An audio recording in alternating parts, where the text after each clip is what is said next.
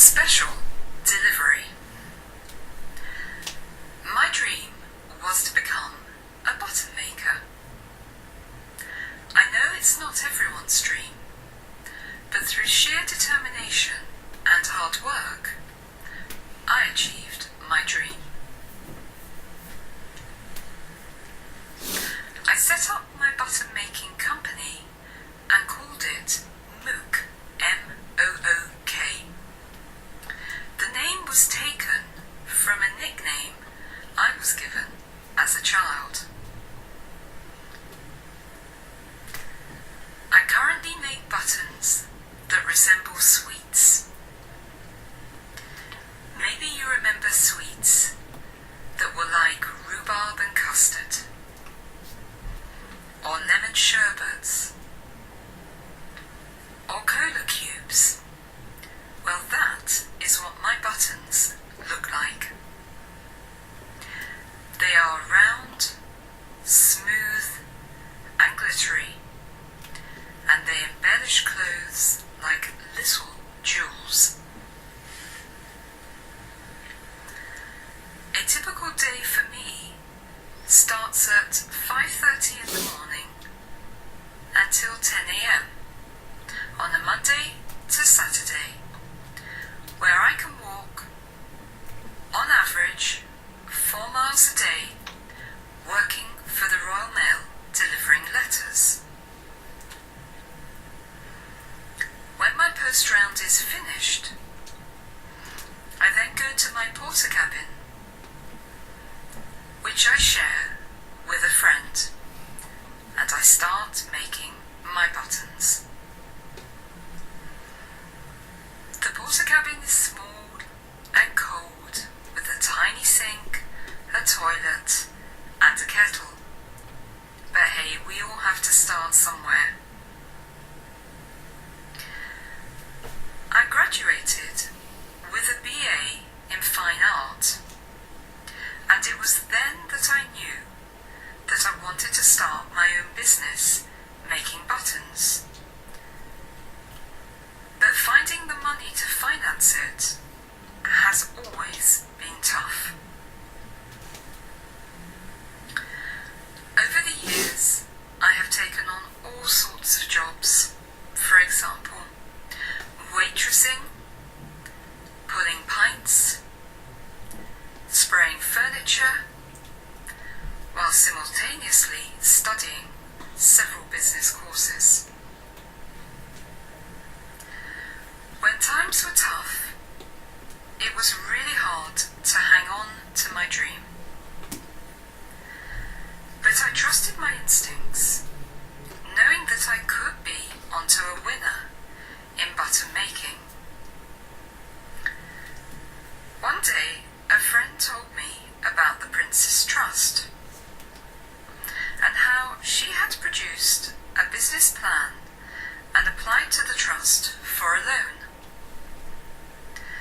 I knew that not everybody who applied would be successful, and I also knew that I had to be 100% determined to succeed.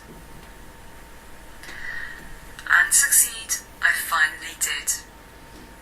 For in August 2000, I was awarded £2,000 from the trust, and with the money, I bought the porter cabin, equipment, and materials.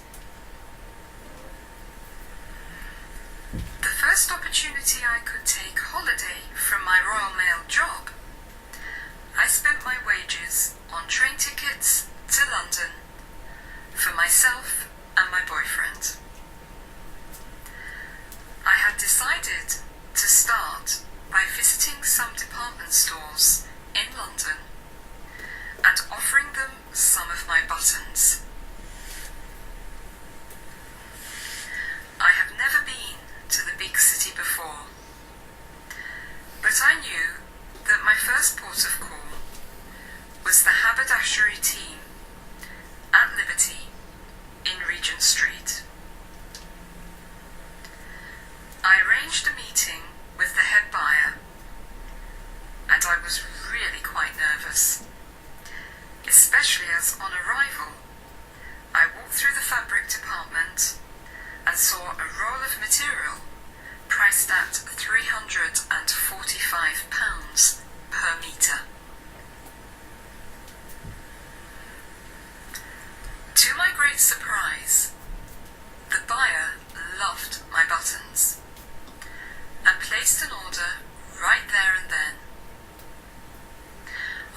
went home with a huge smile and a bottle of champagne. I was so thrilled that I rang the department store, John Lewis, and asked to meet with them. But I was given a pep talk. I was warned by one buyer that not everyone you meet wants to help. Don't leave your samples with anybody, and be aware. They too placed an order, and now my Mook label buttons are selling fast.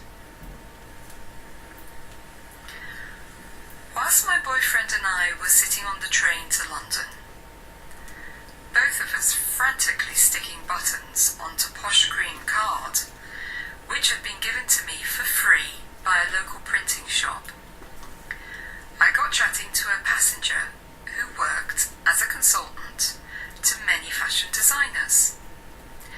He placed an order too.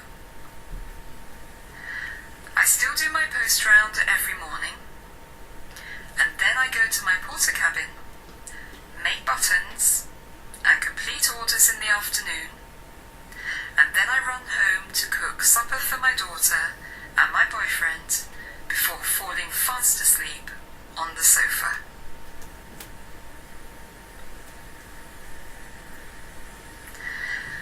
My other future plan is to include a range of cufflinks for men and women, although I am currently working on a bridal button collection which is keeping me very busy. Aside from these two plans, I have plenty of other new ideas for the future, and I am confident that the idea of Mook and its produce are unique and cannot be copied. I do not plan to become rich or famous,